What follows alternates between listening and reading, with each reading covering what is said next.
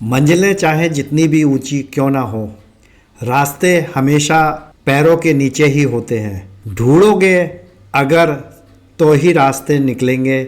मंजिल को फितरत है, खुद चलकर नहीं आती, खुद चलकर नहीं आती। नमस्कार दोस्तों, स्वागत है आपका हमारे चैनल पर। आज हम बात करेंगे IAS के बारे में। IAS यानी इंडियन एडमिनिस्ट्रेटिव सर्विस। यह एक ऐसा पद जिसका सपना हर युवा देखता है। अगर आप भी भारत में सबसे प्रतिष्ठित प्रशासनिक सेवा में सम्मिलित होना चाहते हैं तो इस वीडियो को अंत तक जरूर देखें।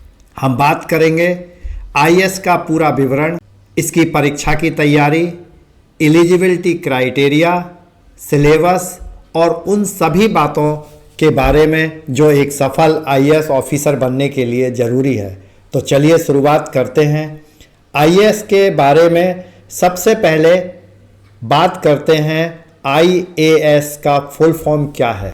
IAS का मतलब है इंडियन एडमिनिस्ट्रेटिव सर्विस, भारतीय प्रशासनिक सेवा। IAS भारत की सबसे प्रतिष्ठित और उच्चतम सरकारी सेवा है। IAS अधिकारी भारतीय सरकार के विभिन्न विभागों में काम करते हैं और देश के प्रशासन की रीढ़ की हड्डी होते हैं। उनका मुख्य कार्य नीतियों का निर्माण, उनके क्रियान्वयन तथा प्रशासनिक कार्यों का संचालन करना होता है। IAS अधिकारी केंद्र तथा राज्य सरकारों के उच्चतम पदों पर कार्य करते हैं, जैसे जिला अधिकारी, डिस्ट्रिक्ट कलेक्टर, डिविजनल कमिश्नर और सचिव या सेक्रेटरीज। अब सवाल आता है, IAS बनाने के लिए आपकी एलिजिबिलिटी क्या होनी चाहिए। IAS परीक्षा, जिसे हम UPSC सिविल सर्विसेज एग्ज़ाम के नाम से जानते हैं, उसमें बैठने के कुछ ज़रूरी शर्तें हैं। इस एग्ज़ाम को कंडक्ट करने वाली भारत की एक संस्था यूनियन पब्लिक सर्विस कमीशन, जिसका ऑफिस दिल्ली में है, उसके अनुसार आयु सीमा है सामान्य वर्ग या जनरल कैटेगरी के उम्मीदवारों के लिए न्यूनतम 21 साल और अधिकतम आयु 32 या 32 ईयर्स होनी चाहिए। OBC अदर बैकवर्ड क्लास के लिए 3 साल की छूट यानी 35 साल या 35 years. SC ST scheduled caste एवं शेड्यूल्ड ट्राइब्स के लिए 5 साल की छूट मिलती है, यानी 37 ईयर्स या 37 साल। अब हम बात करते हैं शैक्षिक योग्यता। किसी भी मान्यता प्राप्त विश्वविद्यालय से ग्रेजुएशन, बैचलर ऑफ डिग्री पास होना आवश्यक है। आप अगर अंतिम वर्ष में भी हैं तो आप UPSC परीक्षा दे सकते हैं, लेकिन परीक्षा के समय आपकी डिग्री होना अनिवार्य है। भारतीय नागरिक होना अति आवश्यक तथा Indian administrative service, Indian foreign service, Indian police service के अलावा इसमें और जो दूसरी सर्विसेज हैं उसमें नेपाल और भूटान के नागरिक भी आवेदन कर सकते हैं। अब बात करते हैं IAS परीक्षा के बारे में। यह परीक्षा 3 चरणों में होती है। प्रिलिमिनरी एग्ज़ाम, प्रीलिम्स जिसको बोलते हैं, यह परीक्षा ऑब्जेक्टिव टाइप होती है। इसमें 2 पेपर होते हैं। जनरल स्टडी, इसमें सामान्य ज्ञान, इतिहास, भूगोल, राजनीति, विज्ञान आदि के प्रश्न होते हैं। सिविल सर्विसेज एप्टीट्यूड टेस्ट, इसको हम CSAT, इसमें मानसिक क्षमता, गणित, तर्क शक्ति आदि के सवाल। दूसरा मेंस एग्जाम। मेन एग्जाम में 9 पेपर होते हैं, जिसमें जनरल स्टडीज, ऑप्शनल सब्जेक्ट के पेपर होते हैं। मुख्य परीक्षा में किसी भी 2 पेपर में सब्जेक्ट स्पेशलाइजेशन को चुना जा सकता है। जनरल स्टडीज, राजनीति, समाज, भूगोल, विज्ञान, प्रौद्योगिकी, सुरक्षा और संसाधन, भारत का आर्थिक विकास आदि। ऑप्शनल सब्जेक्ट, यह विषय उम्मीदवार के अनुसार चुना जाता है, जैसे राजनीति विज्ञान, भूगोल, समाजशास्त्र, इतिहास। ऐसे पेपर में 2 बड़े निबंध लिखने होते हैं जिसमें आपके विचार और दृष्टिकोण परखे जाते हैं। इसके बाद पर्सनालिटी टेस्ट या इंटरव्यू। अगर आप प्रीलिम्स और मेन दोनों में सफल होते हैं तो आपका इंटरव्यू लिया। यहाँ आपका पर्सनालिटी, जनरल नॉलेज और डिसीजन मेकिंग क्षमता जानी जाती है। अब हम बात करते हैं आईएएस की तैयारी कैसे करें। यहाँ एक स्टेप बाय स्टेप गाइड करते हैं। सबसे पहले नो द सिलेबस, यानी सिलेबस के बारे में समझ।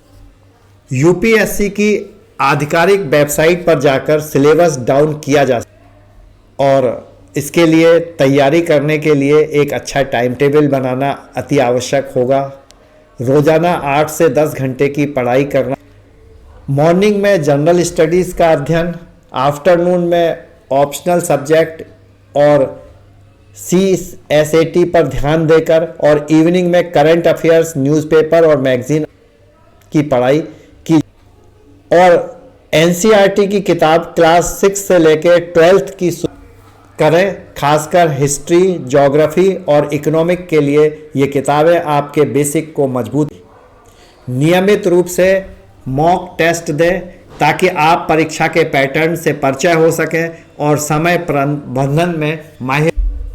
रोजाना समाचार पत्र पढ़ें और महत्वपूर्ण मुद्दों पर नोट्स बनाएं। इसके अलावा मासिक मैगजीन पढ़ें।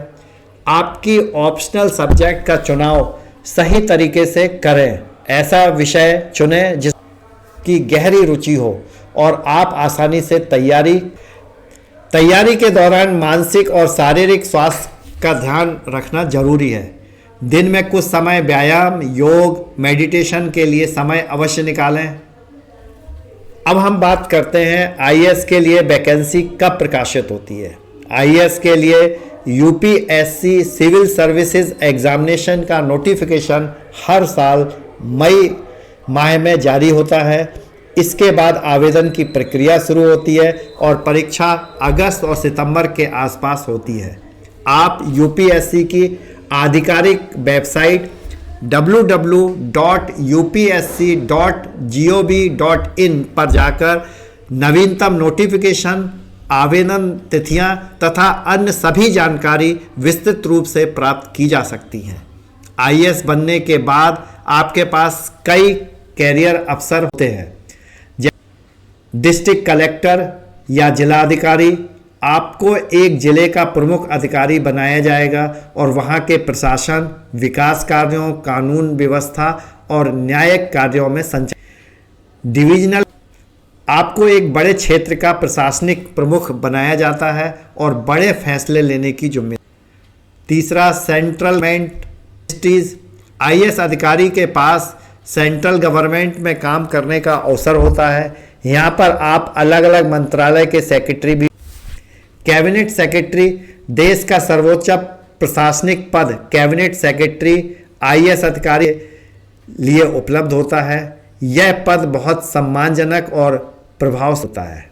अब हम बात करते हैं युवक और युवतियां आईएएस में कैसे अपना कैरियर बना सकते हैं। आईएएस परीक्षा में पुरुष महिला दोनों ही आवेदन कर सकते हैं और यूपीएससी में महिला उम्मीदवारों के लिए सभी अवसर उपलब्ध हैं तथा उनको फायदे भी उपलब्ध किए गए हैं। सबसे पहले अगर आप युवा हैं तो NCERT से अपनी तैयारी, कंसिस्टेंस स्टडी या लगातार प्रयास और राइट की अगर आप सही करें तो आप आईएएस में सफलता प्राप्त। मानसिक रूप से दृढ़ संकल्प और मेहनत से ही आप आईएएस की कठिन परीक्षा में सफलता प्राप्त। तो दोस्तों, ये था हमारा आईएएस के बारे में। अगर आप भी आईएएस बनना चाहते हैं तो अब समय आ गया है कि आप अपनी तैयारी पूरी ताकत से शुरू करें। अगर आपको यह वीडियो पसंद आया है तो कृपया लाइक और सब्सक्राइब करें तथा अगर आपको किसी भी जानकारी और चाहिए हो तो हमारे की वेबसाइट पर जाएं। अन्य वीडियो को देखकर प्रेरणा प्राप्त कर सकते हैं।